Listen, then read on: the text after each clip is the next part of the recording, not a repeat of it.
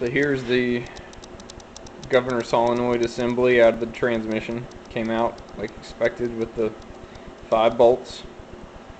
So what I'm going to do now is disassemble it for you so you can kind of understand what's happening here. So what you have is this kind of clip plate on top. This is what keeps the pressure solenoid in. This just kind of slides off like that, and set that to the side. There's this gasket on the bottom right here.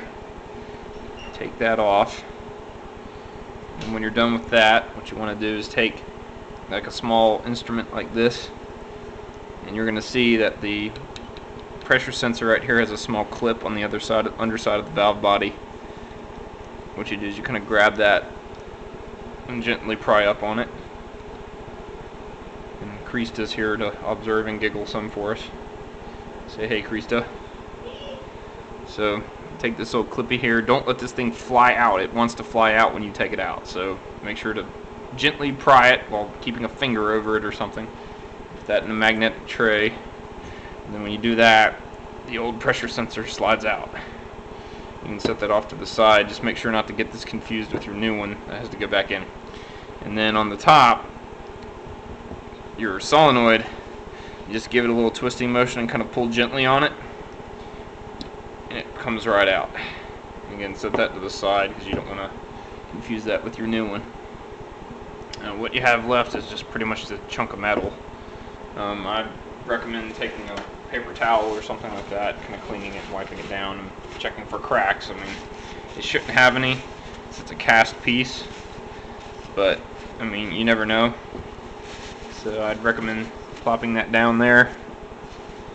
Once it's like clean, you got the mating surface clean, then you're ready to reassemble. Just take your new pressure solenoid or pressure sensor, put it in the hole, kind of snap in with the new O-ring.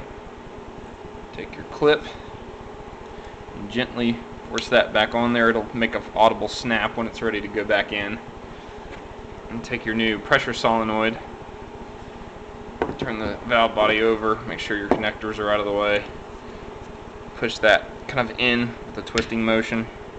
Make sure the connector points towards the U-shaped gap right there. Once you've done that, put your brace plate back on to hold the solenoid in place, like so.